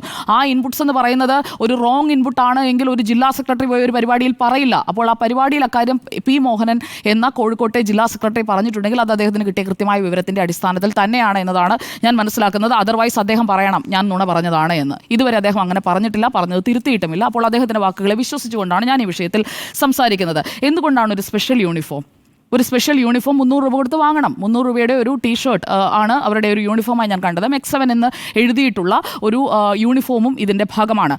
പിന്നെ ഈ മറ്റൊരു പ്രധാനപ്പെട്ട വിഷയമായി വരുന്നത് പർട്ടിക്കുലർ സ്റ്റൈൽ ഓഫ് ഗ്രീറ്റിംഗ് ആണ്. ഇസ്ലാമിക രീതിയിലുള്ള ഗ്രീറ്റിംഗ്, അതായത് പല സമുദായത്തിൽപ്പെട്ട ആളുകളാണ് എന്നുണ്ടെങ്കിൽ അങ്ങനെ ഒരു പിരിഞ്ഞു പോകുമ്പോഴുള്ള സലാം പറച്ചിലിനെ കുറിച്ച് നിഷ്കർഷിക്കേണ്ട ആവശ്യമില്ലല്ലോ. അതേക്കുറിച്ചാണ് സുന്നി വിഭാഗം ആശങ്കപ്പെടുന്നത്. മലപ്പുറം കൊണ്ടോട്ടി തുറക്കലിൽ P. സലാഹുദ്ദീൻ തുടക്കമിട്ട MEC7 അതൊരു മൾട്ടി എക്സസൈസ് കോമ്പിനേഷൻ എന്ന് പറയുന്ന ഒരു സംവിധാനമാണ്. അങ്ങനെയുള്ള സംവിധാനങ്ങളൊക്കെ MEC7 മാത്രമല്ല മറ്റ് രീതിയിലും ചില ഫിറ്റ്നസ് സെൻറ്റേഴ്സൊക്കെ അങ്ങനെയുള്ള മൾട്ടി അല്ലെങ്കിൽ കോമ്പിനേഷൻ എക്സസൈസസ് ഒക്കെ പരിശീലിപ്പിക്കുന്ന സ്ഥലങ്ങളുണ്ട്. എന്തായാലും ഇവിടെ aerobics, physiotherapy, yoga, meditation, face massage, acupressure, deep breathing, അങ്ങനെ 21 മിനിറ്റ് കൊണ്ടൊക്കെ ഇത്രയധികം വ്യായാമ മുറകൾ ഒരു മനുഷ്യന് ചെയ്തു തീർക്കാൻ കഴിയുമോ എന്നുള്ളതാണ്. 25 മുതൽ 30 വരെ ഉണ്ടെന്ന് അവർ പറയുന്നു. എന്തായാലും 21 മിനിറ്റ് ആണ് അവരുടെ ഒരു basic structure. What ever 30 minute ആണെങ്കിൽ പോലും ഇത്രയധികം വ്യായാമങ്ങൾ ഒരു മനുഷ്യ ശരീരത്തിന് താങ്ങാവുന്ന രീതിയിൽ ചെയ്തു തീർക്കുന്ന ഒരു സംവിധാനമൊക്കെ ഒരുക്കുകയാണെങ്കിൽ നല്ലതാണ്. പക്ഷേ അത് കുട്ടികളും സ്ത്രീകളും പ്രായമായവരും എല്ലാം അടങ്ങുന്ന ആളുകൾക്കായി ഇങ്ങനെ ഒരു കോമ്പിനേഷൻ ആവിഷ്കരിക്കുമ്പോൾ അതിൻ്റെ എന്താണ് അതിൻ്റെ വരും വരായികകൾ അതൊക്കെ കൃത്യമായി പരിശോധിക്കപ്പെട്ടതാണോ? സർട്ടിഫൈഡ് ആയിട്ടുള്ള ഒരു അഭ്യാസ രീതിയാണോ ഇവരെയൊക്കെ പ്രാക്ടീസ് ചെയ്യിപ്പിക്കുന്നത്? അതടക്കം പരിശോധിക്കേണ്ട കാര്യമല്ലേ? കാരണം പൊതുജന ആരോഗ്യം എന്ന് പറയുന്നത് സർക്കാരിൻ്റെ കൂടി ഉത്തരവാദിത്വമാണ്. അപ്പോൾ പൊതുസ്ഥലങ്ങളിൽ നടക്കുന്ന ഈ വ്യായാമ മുറകൾ അത് സർക്കാർ നിരീക്ഷിക്കേണ്ടതാണ്. CPIM എന്ന പാർട്ടി സംവിധാനത്തിന്റെ ഒരു ജില്ലാ സെക്രട്ടറി ചൂണ്ടിക്കാട്ടിയ കാര്യത്തിൽ സർക്കാർ കുറച്ചുകൂടി ജാഗ്രതയോടുകൂടി തന്നെ ഇതെന്താണ് സംഭവം എന്നുള്ളത് സർക്കാർ ഒന്ന് നിരീക്ഷിച്ചു കഴിഞ്ഞിട്ടുണ്ടെങ്കിൽ കൃത്യമായ ഒരു ഉത്തരം കിട്ടുമല്ലോ. ഇങ്ങനെ നേതാക്കൾ വന്ന് അഭിപ്രായം പറഞ്ഞു പോകുന്നതിനപ്പുറം സർക്കാർ സംവിധാനങ്ങളിൽ നിന്നാണ് ഇതേക്കുറിച്ചുള്ള മറുപടി കിട്ടേണ്ടത്. അതിന്റെ കാരണം വ്യായാമത്തിന്റെ മറവിൽ നിക്ഷിപ്ത താല്പര്യങ്ങൾ ഒളിച്ചു കടത്തുന്നുണ്ട് എന്ന മറുവാദം മറുഭാഗത്ത് നിന്ന് ഉയരുന്നു എന്നതുകൊണ്ടുകൂടിയാണ് ജമാഅത്തെ ഇസ്ലാമി നിരോധിത സംഘടനയായ പോപ്പുലർ ഫ്രണ്ട്, നിരോധിത തീവ്രവാദ സംഘടനയായ പോപ്പുലർ ഫ്രണ്ടിന്റെ നിരോധനത്തിന് ശേഷമാണ് കഴിഞ്ഞ 2 വർഷ കാലയളവ് എന്ന് പറയുമ്പോൾ പോപ്പുലർ ഫ്രണ്ട് നിരോധിച്ചതിന് ശേഷമുള്ള കാലയളവിലാണ് MEC7 എന്ന ഒരു കൂട്ടായ്മ കൂടുതൽ പ്രചാരം നേടുന്നത് എന്നതാണ് ഇവിടെ എടുത്തു പറയേണ്ട പ്രധാനപ്പെട്ട ഒരു കാര്യം. ഇവിടെ സൗജന്യ പരിശീലനമാണ് നൽകുന്നത്. ആകെ ഞാൻ പറഞ്ഞതുപോലെ ഈ ടീഷർട്ടിന്റെ ചെലവ് മാത്രമേ വാങ്ങുന്നതിനായി ചിലവാകുന്നുള്ളൂ. മാത്രമല്ല ഇതിന്റെ കൂടെ ഒരു വാട്സാപ്പ് കൂട്ടായ്മയുണ്ട്. വാട്സാപ്പ് കൂട്ടായ്മയുടെ അഡ്മിൻസിനെ കുറിച്ചാണ് P. മോഹനൻ എന്ന കോഴിക്കോട് ജില്ലാ സെക്രട്ടറി പറയുന്നത്. അപ്പോൾ ഇതിന്റെ അഡ്മിൻസ് ആരൊക്കെയാണ്? അതൊക്കെ മോണിറ്റർ ചെയ്യാവുന്നതേ ഉള്ളൂ. ഒരു സംശയങ്ങൾ ഉയരുമ്പോൾ, സമൂഹത്തിൽ ചർച്ചകൾ നടക്കുമ്പോൾ സർക്കാർ സംവിധാനങ്ങളാണ് എന്താണിത് എന്നത് ജനത്തോട് പറയേണ്ടത്. അത് മുഖ്യമന്ത്രി മുതൽ ഇങ്ങോട്ടുള്ള എല്ലാവർക്കും ആ ഉത്തരവാദിത്തം ഉണ്ട് താനും.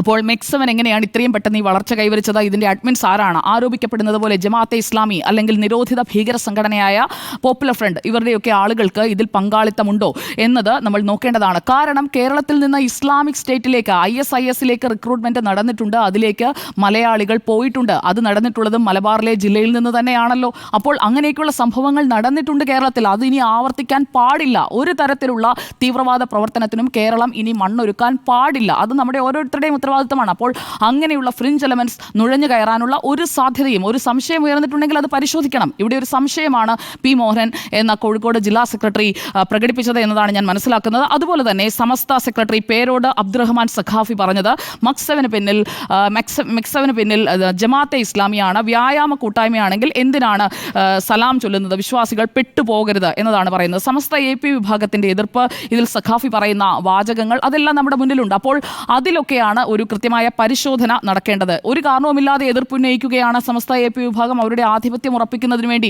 ഒരു കൂട്ടായ്മയിലേക്ക് ഒന്നുചേരലിലേക്ക് പോകേണ്ടതില്ല, അത് തടയുന്നതിന് വേണ്ടിയാണ് എന്നതൊക്കെ വാദത്തിന് വേണ്ടി അംഗീകരിക്കുകയാണെങ്കിലും ഇതൊക്കെ പരിശോധിച്ചാൽ നിജസ്ഥിതി ബോധ്യമാകുമല്ലോ. നമുക്കൊരു സർക്കാർ സംവിധാനമുണ്ട്. അന്വേഷണത്തിനായാലും വിവരങ്ങൾ ശേഖരിക്കുന്നതിനായാലും ഒക്കെ ഒരു ഇന്റലിജൻസ് ഇൻപുട്ടൊക്കെ എന്തുകൊണ്ടാണ് സംസ്ഥാന സർക്കാരിന് ഇങ്ങനെയുള്ള ഒരു കൂട്ടായ്മയെ പറ്റി സമൂഹത്തിൽ ചർച്ച നടക്കുന്നതിന് മുൻപ് തന്നെ ഈ ഇന്റലിജൻസ് ഇൻപുട്ട് കിട്ടേണ്ടതല്ല? ആ ഇന്റലിജൻസ് ഇൻപുട്ട് ഇതുവരെ കിട്ടിയിട്ടില്ല എന്നൊന്നും ഞാൻ കരുതുന്നില്ല. അതൊക്കെ കിട്ടിയിട്ടുണ്ടാകും. ഇതിൽ ശ്രദ്ധിച്ച് കാണേണ്ട വളരെ പ്രധാനപ്പെട്ട പ്രധാനപ്പെട്ട ഒരു കാര്യം, INL-ന്റെ മുൻ മന്ത്രി അഹമ്മദ് ദേവർകോവിൽ CPIM-നെ അല്ലെങ്കിൽ പി മോഹനനെ തള്ളിക്കൊണ്ട് രംഗത്ത് വന്നതാണ്. കാരണം അദ്ദേഹം ഈ പരിപാടിയുടെ ഭാഗമായിട്ടാണ്, അദ്ദേഹം ക്ഷണം സ്വീകരിച്ചാണ് പോയത്. അദ്ദേഹത്തെക്കുറിച്ച് ദീർഘകാലമായി 12 വർഷമായി 2012 മുതലൊന്നും അദ്ദേഹത്തിന് ഇതേക്കുറിച്ച് അറിയില്ല എന്നുള്ളത് അദ്ദേഹത്തിൻ്റെ വാക്കുകളിൽ നിന്ന് വ്യക്തമാണ്. മാഡവുമായാണ് സംസാരിച്ചത്. ഈ INL-ന്റെ മുൻ മന്ത്രിക്ക് എന്തായാലും 12 വർഷത്തെ പ്രവർത്തന പാരമ്പര്യമൊന്നും എന്തായാലും ഇവരുടെ കാര്യങ്ങളൊന്നും അറിയില്ല. ഈ പരിപാടിയിൽ ക്ഷണിച്ചു, അതിൽ പോയി പങ്കെടുത്തു എന്നല്ലാതെ ബീച്ചിലെ പരിപാടിയാണ്, പൊതുസ്ഥലത്ത് നടക്കുന്ന ഒരു പരിപാടിയാണ്. അതിൽ അങ്ങനെ ഒരു ഒളിച്ചുകടത്തലിന്റെ പ്രശ്നം ഉദിക്കുന്നില്ല. അദ്ദേഹം ക്ഷണിതാവായി അവിടെ പോയതാണ്, അദ്ദേഹം അതിൽ പങ്കെടുത്തു. അതെ, ക്ഷണിതാവായി അതിൽ പോയി പങ്കെടുത്ത വ്യക്തിയാണ്. അത് മാത്രമാണ് അദ്ദേഹത്തിന് ആ സംഘടനയെക്കുറിച്ച് അറിയാവുന്ന കാര്യമെന്നാണ് അദ്ദേഹത്തിന്റെ സംഭാഷണത്തിൽ നിന്ന് എനിക്ക് മനസ്സിലാക്കാൻ കഴിഞ്ഞത്. ഇവിടെ എന്തായാലും കേന്ദ്ര രഹസ്യാന്വേഷണ വിഭാഗം ഇപ്പോൾ നിജസ്ഥിതി പരിശോധിക്കുന്നുണ്ട് എന്ന് കേൾക്കുന്നു. അങ്ങനെയാണെങ്കിൽ ഇതിലൊരു വ്യക്തത വരും. മാത്രമല്ല, അന്വേഷണം നടക്കേണ്ട സാഹചര്യം ഉണ്ടെങ്കിൽ പ്രത്യേക പോക്കറ്റുകളിൽ മാത്രമായി പ്രവർത്തനം കേന്ദ്രീകരിക്കുന്ന ഒരു സംവിധാനമാണ് എന്നുണ്ടെങ്കിൽ അതും പരിശോധിക്കപ്പെടേണ്ടതാണ്. കാരണം SYS-ന്റെ കോഴിക്കോട് ജില്ലാ സെക്രട്ടറി മുഹമ്മദ് കിനാലൂർ ചില കാര്യങ്ങൾ കൂടി പറയുന്നുണ്ട്.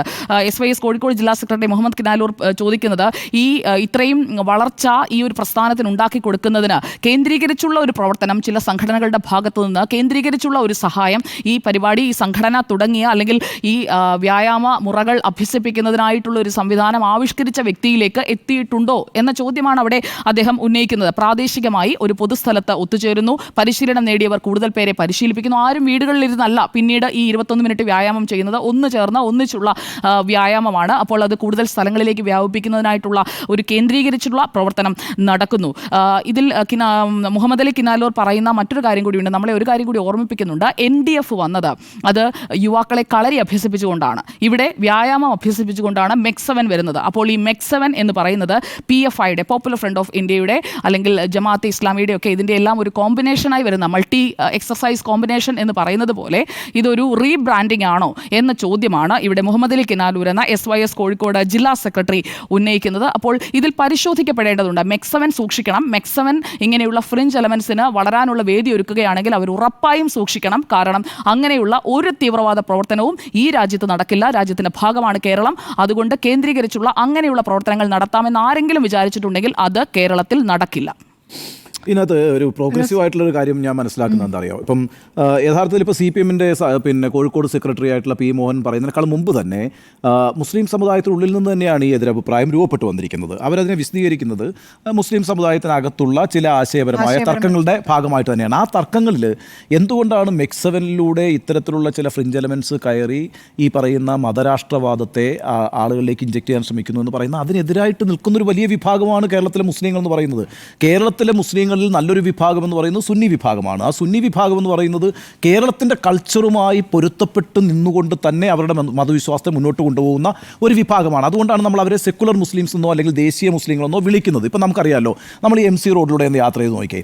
യാത്ര ചെയ്താൽ ചങ്ങനാശ്ശേരി മുതൽ പിന്നെ തിരുവനന്തപുരം വരെ യാത്ര ചെയ്താൽ നിങ്ങൾക്ക് ഈ രണ്ട് വശത്തും ക്രിസ്തീയ ദേവാലയങ്ങൾ കാണാം. ക്രിസ്തീയ ദേവാലയങ്ങളുടെ എല്ലാം മുമ്പിൽ കൊടിമരമുണ്ടാകും, അതേപോലെ തന്നെ നിലവിളക്കുകൾ ഉണ്ടാകും. എന്താണ് കൊടിമരവും നിലവിളക്കും ഒന്നും ക്രിസ്തീയതയിൽ ഏത് ഭാഗത്താണ് ഉള്ളത്? ഒരിടത്തുമില്ല. പക്ഷേ കേരളത്തിൽ ക്രിസ്തീയ സമുദായം വന്ന് അവരുടെ മതവ്യാപനം നടത്തുമ്പോൾ തന്നെ അവരിവിടുത്തെ ഒരു തദ്ദേശീയമായ സംസ്കാരവുമായി ഐഡൻറ്റിഫൈ ചെയ്യുന്നുണ്ട്. ചില ക്രിസ്തീയ പള്ളികളിൽ കേരളത്തിൽ പിന്നെ കഥകളി നടത്തുന്നുണ്ട്. ആ രീതിയിലൊക്കെ തദ്ദേശീയ സംസ്കാരവുമായി ഇണങ്ങിച്ചേരുന്നു. നമുക്കറിയാമല്ലോ, ഇപ്പോൾ കേരളത്തിലെ ഏറ്റവും വലിയ ക്രിസ്ത്യാനികളുടെ പാർട്ടി എന്നാണല്ലോ പറയുന്നത് കേരള കോൺഗ്രസ്. കേരള കോൺഗ്രസ് ഉദ്ഘാടനം ചെയ്താരാണെന്നറിയാമല്ലോ, മന്നത്ത് പത്മനാഭനാണ്. NSSന്റെ സ്ഥാപകനായ മന്നത്ത് പത്മനാഭൻ 1964 കോട്ടയത്ത് തിരുനക്കര മൈതാനത്ത് തിരുകൊളുത്തി ഉദ്ഘാടനം ചെയ്ത പാർട്ടിയാണ് ഈ കേരള കോൺഗ്രസ് എന്ന് പറയുന്നത്. അതിൻ്റെ ഏറ്റവും തലയെടുപ്പുള്ളൊരു നേതാവായിരുന്നു R ബാലകൃഷ്ണ പിള്ള എന്ന് പറയുന്നത്.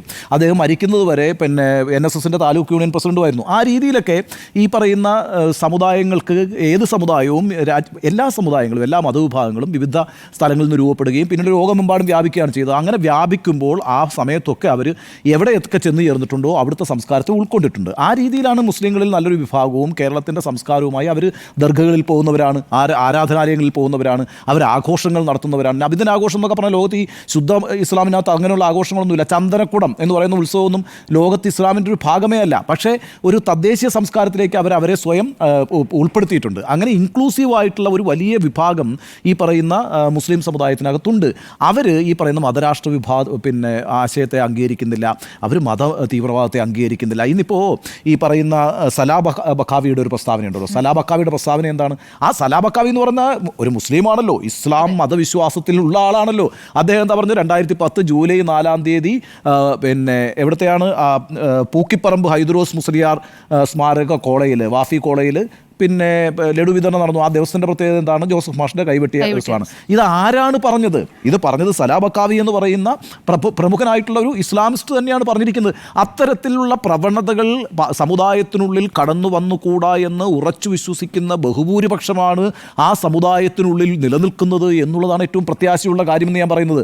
ജമാഅത്ത് ഇപ്പോഴും ഭൂരിപക്ഷമല്ല കേട്ടോ. ജമാഅത്ത് എന്ന് പറയുന്നത് വളരെ ന്യൂനപക്ഷമായിട്ടുള്ളൊരു വിഭാഗമാണ് മുസ്ലിം സമുദായത്തിനകത്ത്. അവരുടെ ഒരു ആശയത്തിനും ഈ പറയുന്ന മുസ്ലിം സമുദായത്തിലെ വളരെ വലിയൊരു ശതമാനം ആളുകളും ചെവി കൊടുത്തിട്ടില്ല എന്നതുകൊണ്ടാണ് ഈ തീവ്രവാദം, ന്യൂനപക്ഷ തീവ്രവാദം ഇവിടെ ശക്തിപ്പെടാതിരിക്കുന്നത്. അങ്ങനെ ഒരു കാര്യം കൂടിയുണ്ട്. അത്ര വളരെ പ്രോഗ്രസീവ് ആയിട്ടുള്ളൊരു കാര്യം ആ സമുദായത്തിൽ നടക്കുന്നു എന്നുള്ളത് വളരെ പ്രധാനമായിട്ടുള്ള കാര്യമായിട്ടാണ് ഞാൻ കാണുന്നത്. അതുകൊണ്ട് ഈ ചർച്ചയെ ഞാൻ വളരെ ഗൗരവത്തോടുകൂടി കാണുന്നു. കാരണം എന്ന് വെച്ചാൽ ഇതെന്താ പറയുക, നമ്മുടെ സമുദായത്തിനകത്ത് തെറ്റായ പ്രവണതകൾ രൂപപ്പെട്ടു വരുന്നുണ്ട് എങ്കിൽ ആ തെറ്റായ പ്രവണതകൾക്കെതിരായിട്ടുള്ളൊരു ചെറുത്തുനിൽപ്പ് വേണം. ആ ചെറുത്തുനിൽപ്പെന്ന് പറയുന്നത് ഈ തദ്ദേശീയ സംസ്കാരവുമായി തന്മയീഭവിച്ചുകൊണ്ട് വേണം. എല്ലാവരും ഒറ്റക്കെട്ടാണ് എന്ന ബോധം. ഞാൻ എൻ്റെ മതത്തിൽ വിശ്വസിക്കുന്നു, ശരിയാണ്, എന്നതുപോലെ തന്നെ മറ്റൊരാൾക്ക് മറ്റൊരു മതത്തിലും വിശ്വസിക്കാനുള്ള അവകാശമുണ്ടെന്ന് ബോധ്യപ്പെട്ടുകൊണ്ട് എൻ്റെ മതവിശ്വാസത്തെ മുന്നോട്ട് പോകുന്നതിന് എന്താ കുഴപ്പം? ഒരു കുഴപ്പമില്ലല്ലോ. ഇവിടെ വ്യായാമത്തിന്റെ പേരിൽ ഒരു കൂട്ടായ്മ ഉണ്ടാക്കുകയും ആ കൂട്ടായ്മയെ ചില ഫ്രിഞ്ച് എലമെന്റ്സ് നുഴഞ്ഞു കയറി ചൂഷണം ചെയ്യുകയും ഉപയോഗപ്പെടുത്തുകയും ചെയ്യുന്ന ഒരു സംവിധാനം. കാരണം ഇനി ഒരിക്കലും പോപ്പുലർ ഫ്രണ്ട് ഓഫ് ഇന്ത്യക്ക് അവരുടെ ജീവിതകാലത്ത് പോപ്പുലർ ഫ്രണ്ട് ഓഫ് ഇന്ത്യ നേരത്തെ ചെയ്തുകൊണ്ടിരുന്ന ഒരു കാര്യവും ഈ രാജ്യത്ത് ചെയ്യാൻ പറ്റില്ല. അതിന് ഇനി അവർ എങ്ങനെയൊക്കെ തുനിഞ്ഞിറങ്ങിയാലും അവരെ വേരോടെ പിഴുതെറിയും എന്നുള്ളത് ഉറപ്പാണ്. അപ്പോൾ പിന്നെ അവർക്ക് എങ്ങനെയും നുഴഞ്ഞു കയറാൻ അവർ ഏതെങ്കിലുമൊക്കെ വഴികൾ കണ്ടെത്തും. അങ്ങനെ ഒരു വഴിയായി ഈ മെക്സവനെ ഉപയോഗിച്ചുകൂടാ.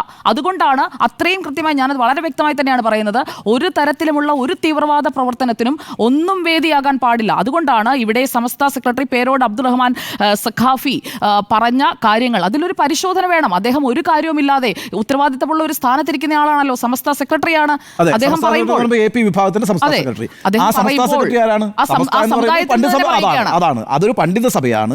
ആ പണ്ഡിത സഭ എന്ന് പറയുന്നത് ആ സമുദായത്തിൽ നിന്ന് തന്നെ അതാണ്. അപ്പൊ അതിനെയാണ് നമ്മൾ പ്രോഗ്രസീവ് ആയിട്ട് കാണുന്നത്. ഇപ്പൊ ഞാൻ പറയുന്നത് ഈ കാര്യത്തിനകത്തൊരു വെളിപ്പെടുത്തൽ നടന്നിട്ടുണ്ടെങ്കിൽ അതിനകത്ത് ഒരു തെറ്റുമില്ലെന്നേ. CPM അതിനകത്ത് പിന്നോട്ട് പോകേണ്ട ഒരു കാര്യവുമില്ല. കാരണം വെച്ചാൽ ഈ നിലയ്ക്ക് ഏതെങ്കിലും ഒരു തരത്തിലുള്ള ശ്രമങ്ങൾ ഏത് സമുദായത്തിനുള്ളിൽ നടന്നാലും അതിനെ വിളിച്ചു പറയുകയും അതിനെ സംബന്ധിച്ച് പൊതുസമൂഹത്തിലൊരു മുന്നറിയിപ്പ് കൊടുക്കുകയും ചെയ്യേണ്ടത് രാഷ്ട്രീയ പ്രസ്ഥാനങ്ങളുടെ ഉത്തരവാദിത്തമാണ്. അത്തരത്തിൽ എന്തെങ്കിലും ഒരു ഇൻഫർമേഷൻ മോഹൻ എന്ന് പറയുന്ന കോഴിക്കോട് ജില്ലാ സെക്രട്ടറി കിട്ടിയിട്ടുണ്ടെങ്കിൽ അയാൾ പറയുന്നതിനകത്ത് ഒരു തെറ്റും. അല്ലെങ്കിൽ അദ്ദേഹം എന്തുകൊണ്ട് ആ പ്രസംഗം നടത്തി? നവംബർ 2-ാം തീയതി അദ്ദേഹം നടത്തിയ പ്രസംഗത്തിൽ അദ്ദേഹത്തിന് കിട്ടിയ ഇൻപുട്ട് എന്തായിരുന്നു? ഒരു ഉത്തരവാദിത്തമുള്ള പദവിയിലിരിക്കുന്ന ഭരിക്കുന്ന സർക്കാരിന്റെ ഭാഗമായ CPIM-ന്റെ ജില്ലാ സെക്രട്ടറിയാണ് പറഞ്ഞത്. അതെ, അദ്ദേഹം പറഞ്ഞത് അതിന് ഒന്നാകെ അങ്ങനെ അദ്ദേഹം പറയുന്നുണ്ട് ജമാഅത്തെ ഇസ്ലാമി, സംഘപരിവാർ, SDPI പോലുള്ള തീവ്രവാദികൾ ഇത്തരം പൊതുയിടങ്ങളിൽ നുഴഞ്ഞു കയറുന്നുണ്ട്. അപൂർവം ചിലയിടങ്ങളിൽ, ആ വാക്ക് വളരെ പ്രധാനമാണ്, അപൂർവം ചിലയിടങ്ങളിൽ ഇത്തരം നുഴഞ്ഞുകയറ്റം ശ്രദ്ധയിൽപ്പെട്ടു. അതിനെതിരായ പൊതുജാഗ്രത ഉണ്ടാകണമെന്ന മുന്നറിയിപ്പാണ് ഞങ്ങൾ സമൂഹത്തിന് നൽകുന്നത്. അത് വളരെ പ്രധാനമല്ലേ? അപൂർവം ചിലയിടങ്ങളിൽ ഇത്തരത്തിലുള്ള കാര്യങ്ങൾ സംഭവിക്കുന്നുണ്ട്. CPM RSSന്റെ ആയുധ പരിശീലനത്തെയൊക്കെ നല്ല വിമർശിക്കുന്ന പാർട്ടിയാണ്. അങ്ങനെയുണ്ടല്ലോ. ഞാൻ പറയുന്നത് അതാണ് ഈ പൊതു ഇടം എന്നുള്ളത് കൊണ്ട് ഉദ്ദേശിക്കുന്നത്. പൊതു ഇടങ്ങളിൽ അതിപ്പം ഈ പറയുന്ന മൈതാനം മാത്രമല്ല കേട്ടോ, ഏത് കൂട്ടായ്മയ്ക്കകത്തേക്കും ഇത്തരത്തിലുള്ള വർഗീയ വിദ്വേഷ ആശയങ്ങളെ പ്രചരിപ്പിക്കാനുള്ള ശ്രമങ്ങൾ ഏതെങ്കിലും തരത്തിലുള്ള വിഭാഗങ്ങൾ പരിശോധന നടക്കേണ്ടത്, ഉണ്ണി സാറേ, ഈ പരിശോധന നടക്കേണ്ടത് P. മോഹൻ മാസ്റ്റർ പറഞ്ഞതിൽ ഞാൻ എടുക്കുന്ന പോയിന്റ്, ഈ വാട്സാപ്പ് കൂട്ടായ്മകൾ രൂപീകരിച്ചുകൊണ്ടാണ് ഈ ആളുകളെ ഒത്തുചേർക്കുന്നത്. അതിൽ ആ വാട്സാപ്പ് ഗ്രൂപ്പുകളിൽ ഈ നിരോധിത ഭീകര സംഘടനയായ പോപ്പുലർ ഫ്രണ്ടിൽ പ്രവർത്തിച്ചിരുന്ന ആളുകൾ ഉണ്ട്. അത് ഗൗരവമുള്ള കാര്യമാണ്. അവരതിൽ നുഴഞ്ഞു കയറി, അത് പെട്ടെന്ന് കണ്ടെത്താവുന്നതേ ഉള്ളൂ. വാട്സാപ്പ് ഗ്രൂപ്പുകളിൽ അഡ്മിൻസ് ഉണ്ട്. അപ്പോൾ എങ്ങനെയാണെന്നുള്ളത് കൃത്യമായി കണ്ടെത്തുന്നതിനുള്ള സാങ്കേതിക സംവിധാനങ്ങൾ നമ്മുടെ രാജ്യത്തുണ്ട്. അപ്പോൾ അത് കണ്ടെത്താവുന്നതേ ഉള്ളൂ. അങ്ങനെയുള്ള നുഴഞ്ഞു കയറ്റങ്ങൾ ചെറുക്കപ്പെടണം. നമുക്കൊരു ഇടവേളയ്ക്ക് ശേഷം തിരിച്ചെത്താം.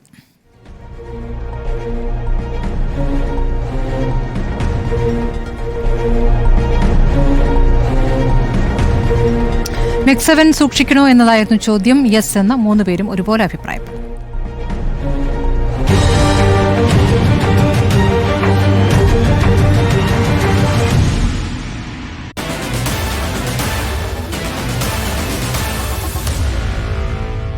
Meet the editors.